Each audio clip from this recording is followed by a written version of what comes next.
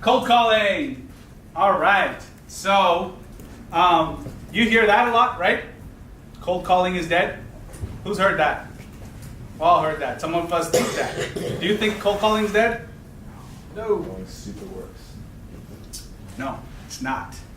In fact, it's working better than ever because there are more people afraid of cold calling today and sounding like the sales guy, and the guys that are really good at cold calling are crushing it. It's just another channel for adding business, right? Who knows who you sell to? It doesn't matter. You've got to explore it as a potential opportunities. But the question is, should you cold call, right? Is this something that you should even consider? Maybe your customers don't buy over the phone. So you have to ask yourself, do they? Is there an opportunity? Or do any of my competitors sell this similar type of service to my customer base via phone? That's the question we want to ask. Doesn't matter what you feel, right? You have a responsibility to your business to do what is right or getting the best possible value out of your potential account base, right? So these are the only two questions in my mind that matter on whether I should cold call or not. If I'm selling to developers, for example, I already know I can't cold call developers because first, they don't ever answer phones. They don't even have phones. And I don't even think developers keep phones. The only way to sell to developers is email. It is. I'm only telling you this because I've actually tried to call developers and it doesn't work. But they tend to buy over, they like to type and text and email, and those methods work better. So that's fine. That's the way to sell to developers. Real estate agents. You should call real estate agents, right? SaaS companies, B2B companies. Pick up the phone and call them. It's going to work. IT services, call them. Because they probably aren't getting as many calls as you think. And those people that are calling, they're getting away with things. So that's that's how you would know. Now, who here feels cold calling is just not the right way for their business? Who here feels that? I'm selling to developers. You're selling to developers. You're exempt. Okay, next. Me? Yeah. Yeah, sell to carriers. To carriers? Yeah. Like what kind of carriers? Verizon. Oh, Verizon. Yeah. Why can't you cold call them? They don't have phones. Especially operations.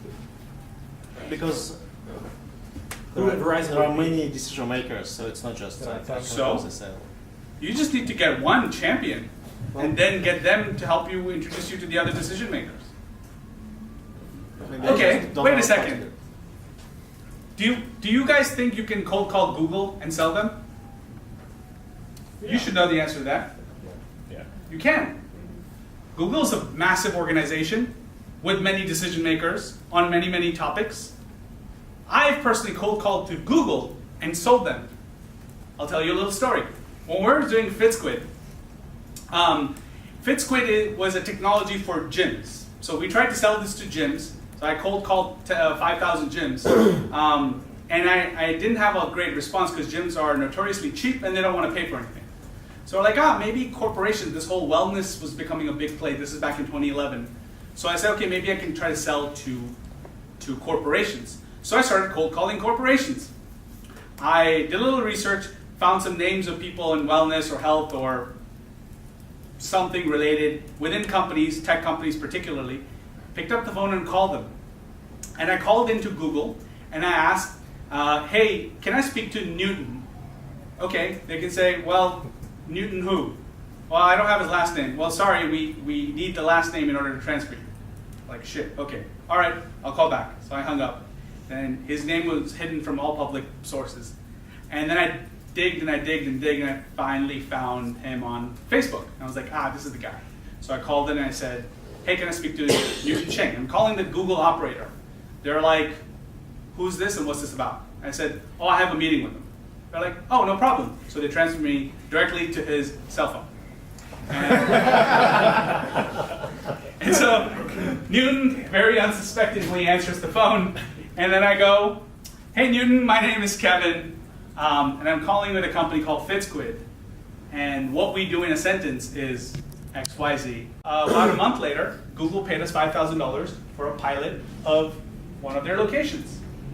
That's how I got Google. We also did the same thing in Apple, cold call them. And did the same thing at HP, although we couldn't close those guys. But that's it. It works. It works in every organization. Again, if the end result, the end person has a phone that you can get a number to, why wouldn't you just try? What do you think the conversion is for cold calling? I'll try it because I wasn't going to do it, but now I'm drinking the Kool-Aid and I might as well give it a couple of goes. But like, I don't answer my phone anymore. If somebody calls me and it's not a number that I recognize in my contacts list, it can go to voicemail, and my voicemail is usually full. Who are you calling? Who would you be calling? It'll be VPs of clinical dev or VPs of data science at pharma companies. At pharma companies. Yeah. All pharma companies are They're very corporate-y. Yeah. They all have desk phones. And when Oh, they desk phone. ring, you don't look at who's calling, you answer that call. Right. So they're going to answer. No, I'm not saying they're going to be at their desk all the time. Right. And just to kind of burst the bubble here, yeah, if you're going to cold call, just expect it's a numbers game, right? You're going to make 1,000 cold calls to get any real understanding of whether this works or not, right? At least you need to have a few hundred calls made before you get a sense of, does this work or does this not work for my business? Is the conversion rate worth it? And we'll talk about that in a second. But the answer isn't like, well, they're VPs, I'm not going to call. Why not? Any other questions? Are you still going to go over gatekeepers separately? Yes. Yes, I will. And then are you going to go over the follow-up rules for cold calls separately? Yes. Okay, great. But if I don't, ask me. Okay. What if you're early in product development and you're looking for prototype commitment? That's even better. That's the best thing of all, because that's what we did at Google. Because we called them and told them, have you tried that yet? Yeah, that's what our email is. Our cold call that we're going to do is it's prototype. And they're all technical. They're all super interested. Yeah, you could just go, hey, we're developing this new, crazy, interesting contraption and would love to get your feedback. The reason I reached out to you is because you seem like somebody who knows about the space, or you seem like somebody who would care. Whatever, it doesn't matter, right? You could just just tell them about what you're doing. They'd probably be interested, right?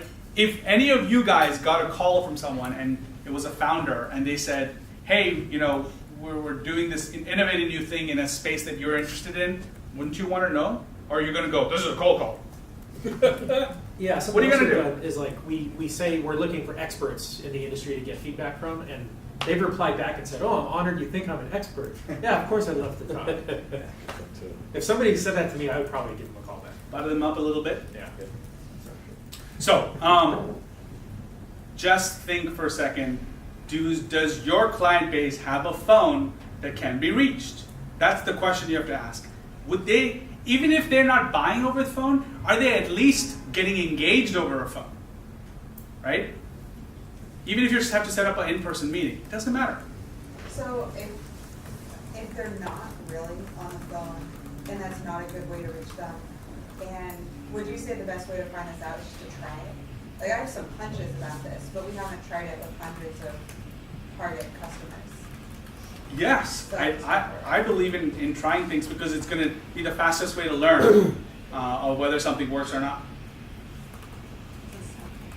Is it better use of time to, Yeah. well, let's say you're going to commit to cold calling, is it better use of time to like go and find the right person and their right phone number, or just call the main desk and hope they can actually? It's always better to have the right number. Okay. Cold calling needs some preparation. Actually, that's what we're going to get into next. The keys to getting cold calling right, part of it needs preparation. Preparation as in you need, I didn't really address leads. If you guys want to talk about where to get leads from, we can have that discussion, where to get good quality leads or how to research them and all that stuff. But if you know a way, if you figured out a process, even if it's complex, of figuring out phone numbers for people and you can get to a phone number, you can outsource that whole process of just finding phone numbers for you of individual people. You can even hire people in like whatever, India or Sri Lanka that'll just make a bunch of calls for you to directories, dial the person's name to get the extension numbers, get that back and write it down and put it in. You can put it in a calling software and then you can dial them. So that type of stuff, it's very good quality phone numbers. You might need to invest a little bit of time in getting that right. Okay. Yeah. So a little bit of feedback on cold calling. So my phone doesn't ring often, but when it does, a lot of the time it starts out with them apologizing for calling. Ah, isn't that terrible? It's so bizarre, and I feel like, okay, you I'm got sorry me. to bother you. Yeah, and so now you have my attention. The first thing you do is apologize, and now I'm like, well, you should be sorry, right? And it just sets the It just wrong sets the tone. wrong tone, Yeah. the wrong relationship. Yeah. And you want to be selling from a position of strength, not from a position of weakness. So, Really specific question. You have a or you sound like him. Like if you sound like him, you don't need to worry about it. Everyone's gonna buy Great it. phone voice. This guy has the best voice on the planet. question. I got a nice body. You got a great voice. You're gonna be We're the a ultimate good singer. salesy 1-2 punch. There we go.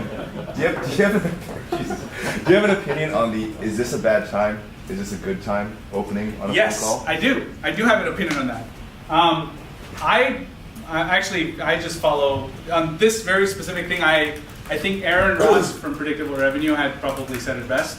Most people don't want to admit that it's a good time. Actually, most people don't want to admit that it's a bad time. So when you ask, hey, did I catch you at a bad time? Most people will literally say, what's this about? Because they don't want to admit they don't have control over their shit. Unless shit's on fire, right? Then they go, yes, this is a bad time. Okay, no problem, I'll give you a call back later. What's a good time? But if you go, hey, is this a good time? No, I'm busy. Right? That's what I hear. So I've tested this personally with thousands of times, phone calls. I believe asking that as an opening works. Hey, did I catch you at a bad time? Do you have a quick minute to chat? So for software, I have a question about automation. For emails and for calls, I know that there are. Close item. That's your answer. Yeah, of course, you've sold me. It was like they're kind of teaching us not to try to do something replicable until we've mastered it ourselves. Yes. I'm wondering at what point in the process it makes sense to start automating some of the outbound efforts. Right. Like, we haven't done that yet, but I think we're still refining the message. Once you're happy with the numbers, the conversions, Okay. right? Once you try an email and you get a really low response rate, first figure out your open rates and response rate, whether they're reasonable or not. Oh, just so you guys know what are reasonable open rates, anything over 35% is reasonably good. In the 30s range is fine. You can't, in some industries or who you're selling to, you just can't get good open rates, period. So just think about that too. And in some industries, you can get amazing open rates. So if you're getting 20% in an industry, you can get over 50%. Because there's only 1,000 people in your industry, then you're doing something terribly wrong. So just think through the context of that. Second, response rates. I don't know, if it's a really big volume play, if I get a 10% response rate, that's still not bad. Right? If I'm getting a 5% response, that's terrible. If I'm getting, but if I'm getting a 50% response rate in a small industry, that's probably more reasonable too. So you just have to think through the context of that. So on the question, I just wanted an opinion. People do it, so it must work for them. But on automated calls, right, where I'm getting a recorded message or something, my instant reaction is to hang up. Right. I'm totally annoyed. I'm not a big fan of that. Okay. Okay, look, people, as long as people are making the decisions to purchase, it's going to require people to sell them. AI is not going to sell to people. If AI is the one making the decision to buy, then sure, AI can sell to AI. But people sell to people. Understanding people is not about simply presenting your product or your idea and then people buy on the merit. It makes a difference of who you are. Trust matters. So that's why your voice, how you sound, which is what we talked about last time, is so important. It produces that level of trust. Were you talking about an auto dialer or a?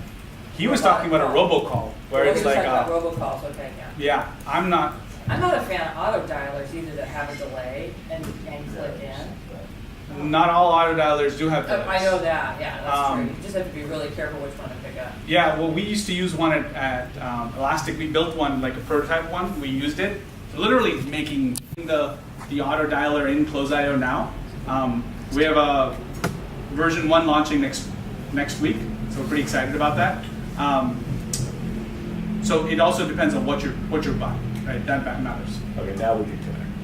All right. We need that now, okay? I had him at hello. God, I'm so good. So preparation matters, right? So we'll talk about scripts, objection management, docs, presentation. What I actually think matters that most people will not do is you think writing a script might make you sound like a robotic person, like just a call center. That's not true.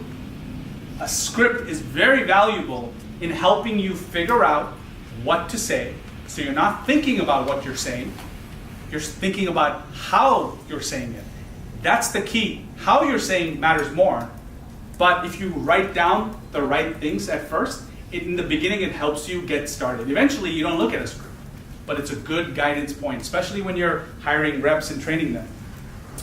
Even objections. I'm gonna propose to you today that writing down the list of your objections is actually really valuable. Write down all your objections, and I'm going to share some common objections and how to handle them. But write them down and write down great answers to everything. Memorize that, so that again, you're not thinking about what you're saying on the phone. You're just thinking about how you're delivering it, and delivery with confidence manages all objections. So this is the only funnel you need to think about when you're doing dialing, when you're doing cold calling. And again, guys, if cold calling just doesn't work for you in your business because you've tried it or your customers just don't buy like that, that's fine. You can ignore this portion. I'm sorry, this is what I have to talk about today. But the only funnel you should care about is the number of dials. Dials matter. This is a numbers game, okay? So what is an appropriate number of dials? 450, but not right. It's not. Do you know that brokers, like in New York, they'll do 700 dials a day by hand on real phones? Traditional brokers will do 700 dials a day. That's not unheard of. It's an art, right? It takes a special type of person to do that. But I'm by no means suggesting that you do 700 dials a day unless you have a good auto dialer to do that for you, because we're technologists, right? We're not going to do it manually. We're going to have it done for us. There's plenty of technologies that will do this for you. But even if you just have to click to dial, which is fine, how many numbers should you call? What's a good number? What's a bad number? I'll just throw out something for you guys from what I've learned in talking to many companies.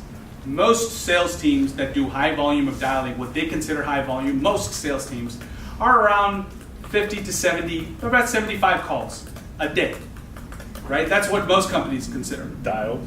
Dials. Okay. Pure dials, not connects. I believe that the real number for those types of businesses is more on the order of 150 to 200 dials a day. That's where it should be. If you're there, you're doing it right. Because if you think about it, cold calling can be a low conversion game, right? So you dial 200 numbers. Just say you dial 100 numbers, just to start with a simple math breakdown, because I can't do complex math. So 100 dials a day. Let's say you reach 20 people, 20%, right? You make 100 dials, you reach 20%, and let's say 10 of them are qualified, and you demo them, and then you close half of them. Once you qualify somebody, you should be able to close about half, between 30 and 60%. That's normal. If you close less or more, something's wrong. So let's say you close about half of them. That means you got 5 sales. That means for every 100 calls that you made, you got 5 sales. That's a reasonable funnel. But let's say for every 100 calls you made, you got 1 sale. And it takes you 1 day to do 100 calls. He's getting 1 sale a day per person Worth it for your business? Ask yourself this question right now. That's only a 1% conversion. Now, if I want to double sales, what do? I just double the calls, and I double my sales. You're going to have certain follow-ups with that person. That's fine. I get that, right? You'll have to do some demos or conversations and follow-ups, and then eventually you close the deal. But you make 100 calls, you reach about 20 people, which is reasonable. You qualify 10 of them, 5 of them, or 4 of them, or 3 of them buy. Suddenly you have a good funnel. Now, if you make 500 calls and you're only getting 1 sale out of that, then cold calling is not going to work. Either you're really bad at it, or it just doesn't work for you, and that's fine. Now we know with real data. But if you make 20 calls and you go, oh, this sucks, guys, nobody's answering my phone, that is the wrong approach to cold calling. You're going to be, if you tell me, we tried cold calling and it doesn't work. I hear this all the time. Founders will come and tell me, we tried cold calling, it's not for us. Okay, how many calls did you make? Oh, about 50. Total or per day? Total. How many meetings did you get out of it? 4. It's not that bad, actually. So what was the problem? Why'd you only make 50 calls? If you made 100 calls, what would you have gotten out of that? So think about that for a second. It's a volume game. You just need to set your bar higher. Because if you get your sales reps in there and you tell them to figure out the bar, they're going to set 30 calls a day as the bar. And then when they do 50, they go like, oh, look, I did great. So set the bar high, right? Set the bar at 100. So just for very small teams, like many of us have in here, how do you balance high call volume against all the follow-up demo, just from a tactical scheduling? Get your calls done in the morning, right? You can easily pump out 20 calls an hour, easy, 20 to 30 calls an hour. Just block up like demos for us. If you have the right software, that's what we built. We built for ourselves at Elastic Sales. We built the software so we could dial, and then we built an auto dialer that could do it even faster. Then we were like, a few thousand calls a day, and that was insane. And we're just talking to people. So reaching people matters, right? Now, let's say you made 100 calls and you didn't reach anybody. You reached like 2 people. What's that funnel look like?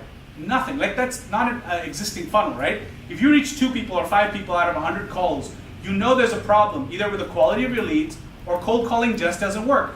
But you just need to make 100 calls to get the data point to know what to do next, right? You can't do 50 or 20 or 30 and then have any real data sense of what's working. What are we doing on time? All right, 7:30. Can you specify, so we wouldn't call a prospect unless they were qualified in our mind.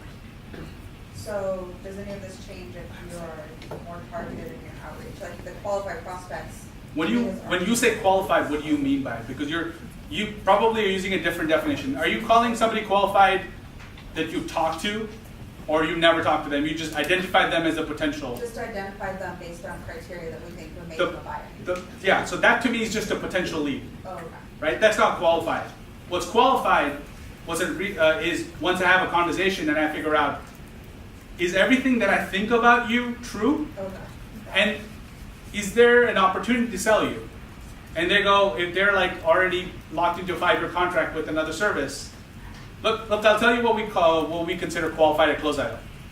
So at Close.io, we sell to B2B companies, so people who do B2B sales. We sell to people who do inside sales. So if they do outside sales, they're not qualified.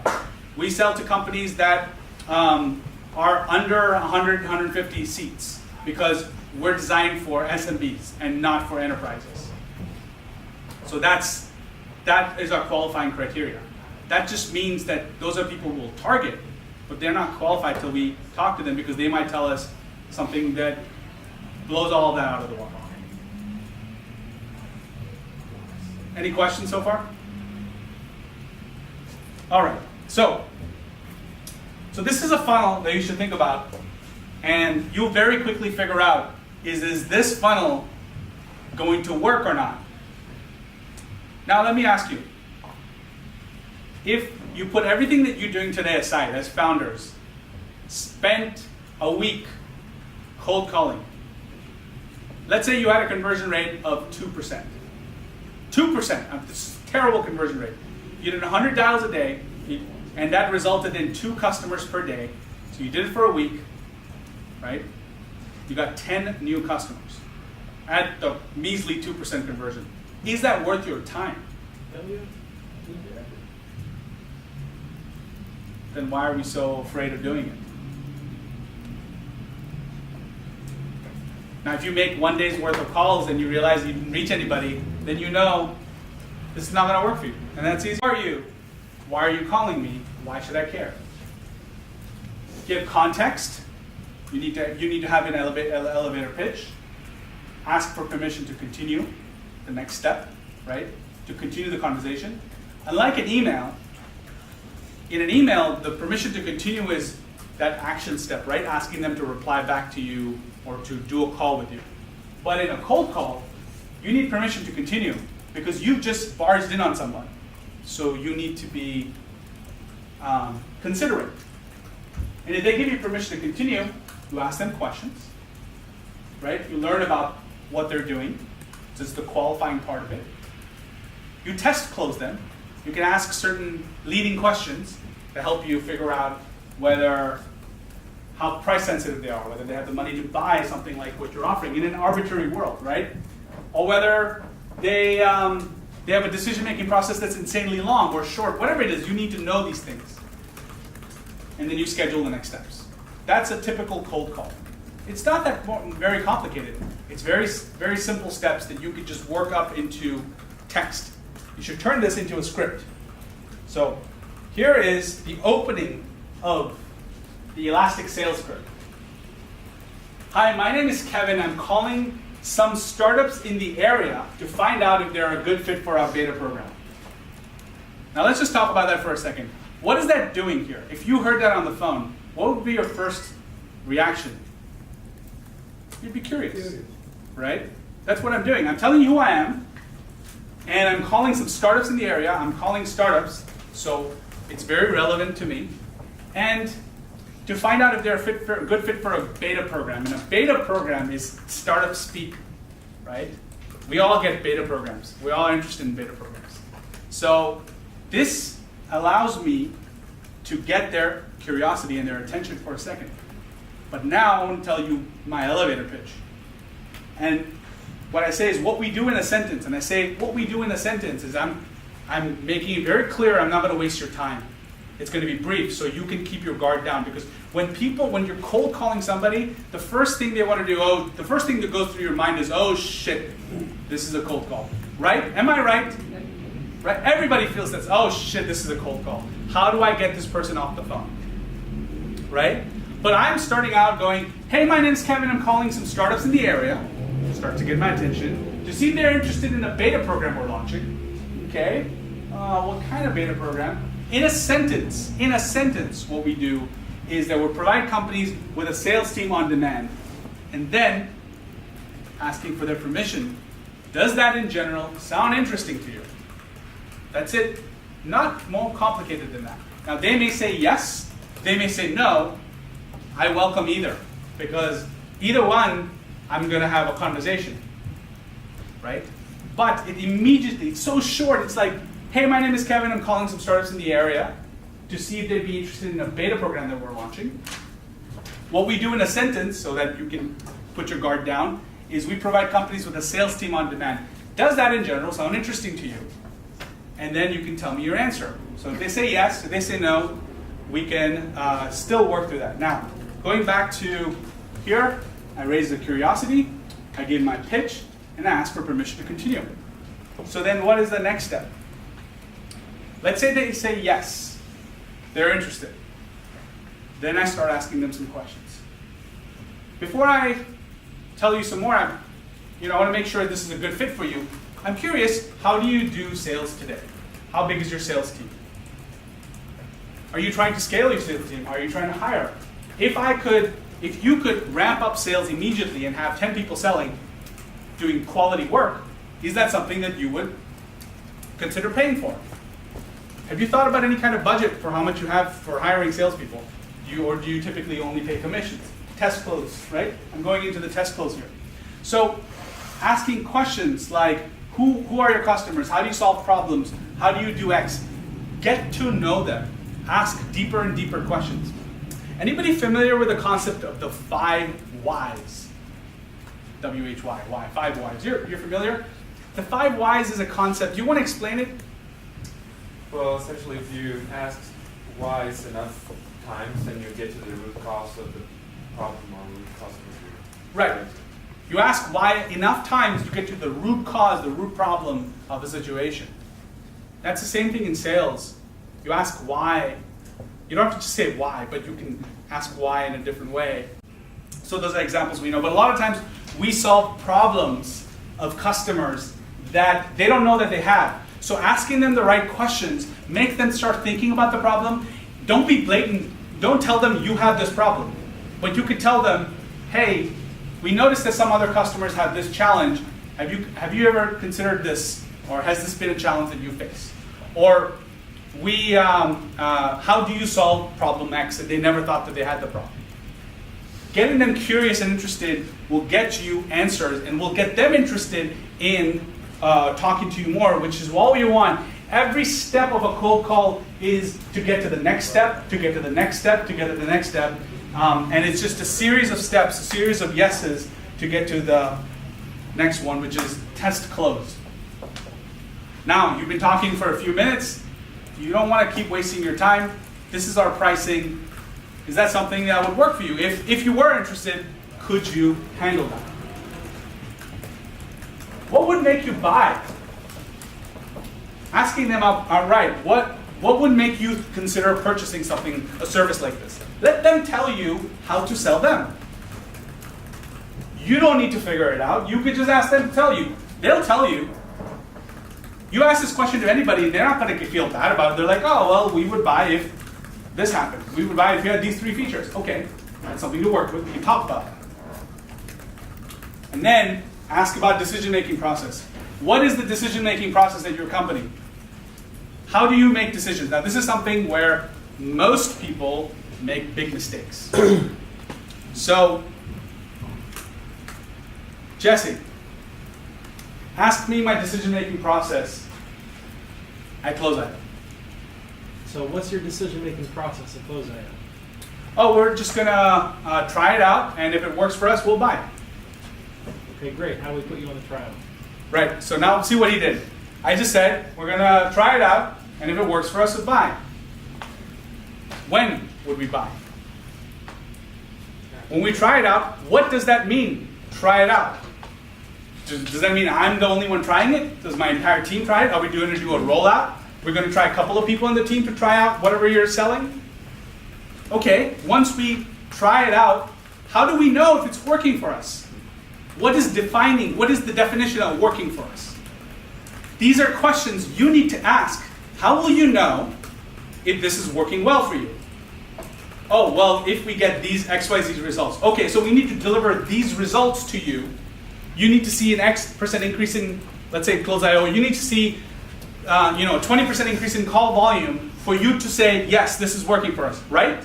Let them say yes. You want that yes.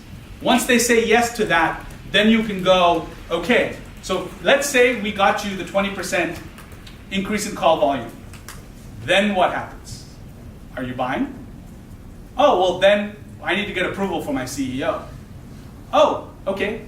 How does that typically work? Well, I need to go and present this to him in a presentation and show him what we're doing. Okay, well when do you typically meet with the CEO? Well, I only meet with the CEO once a month. When is that? Well, on the 1st of the month, and it's right now the 3rd of the month, so you got a whole month to go. Okay, that's good to know.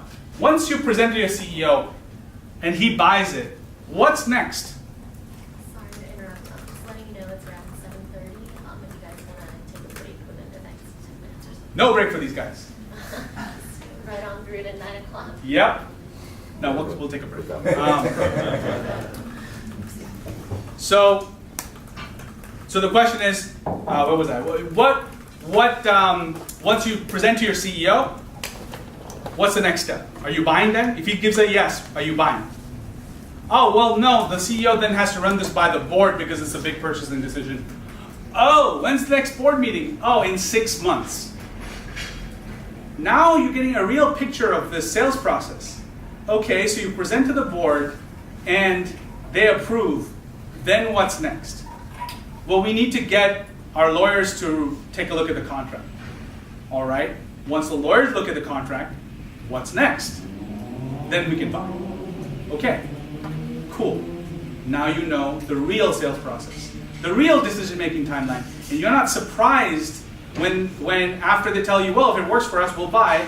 And you go, cool, is this working for us? Yeah, it's working for us. Are you ready to buy? No, because I have to go present it to my CEO. Every time you'd be delaying these deals more and more and more, and this is time that you can predict and have a better understanding and better way to manage over.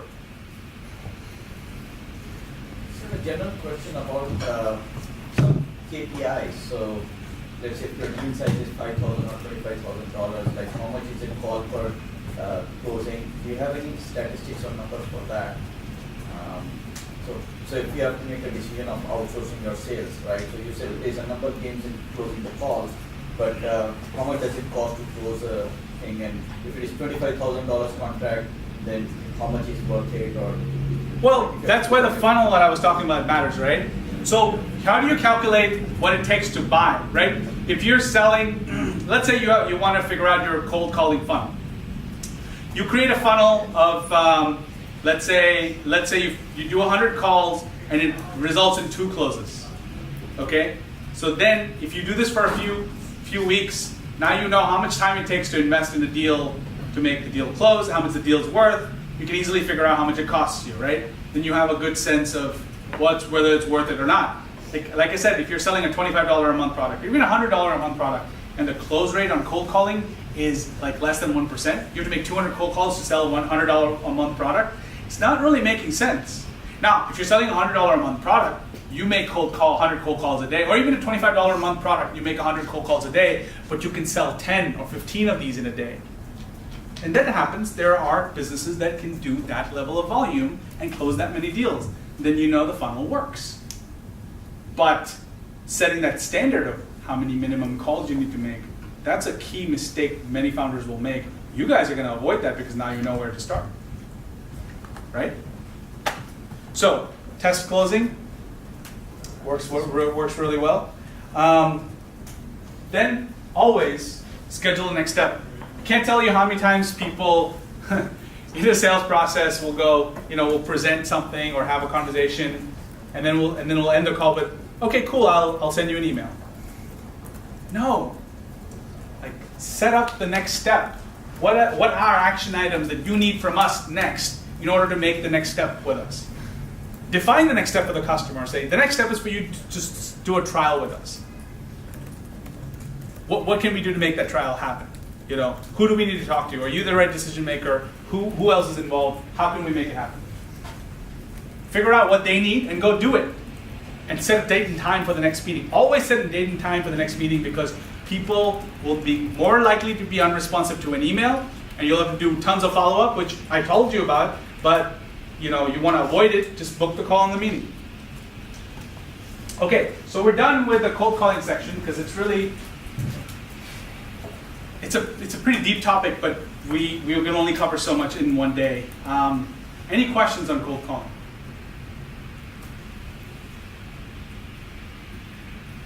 Cool. Yeah, sorry. It's probably a completely separate topic, but getting those telephone numbers. Yes. Is that something you buy, or? Well, you can buy for lists. And really, you're going to get your mileage may vary in terms of quality.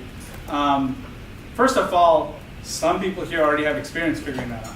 So I think you guys should all mingle amongst yourself and share those experiences. What I used to do in some of the businesses that we sold for Elastic, what we did is we figured out how to find a phone number. It was a fairly manual process. We'd go to Crunchbase, find the phone number there. We checked that against like an online profile, LinkedIn profile, and we checked it against a couple of other tools. And then we checked the website to see if there are numbers there. And then we pulled all that together, and whatever information we can find, we put it somewhere. And then once we set up the steps, we made a little doc that explains all the steps and outsourced it to a person that we trusted in India, and her and her team would just go do it. And they could get us like a few thousand numbers in a few days. So that's one way. Email addresses, numbers, websites, information, whatever we wanted. Once we set up the process, we'd outsource it. For Close.io, after you figured out what the closing, after you test close them, they said we're really interested. We don't, you have to get our CEO to sign on. How do you then transfer that to getting them actually signed on and like?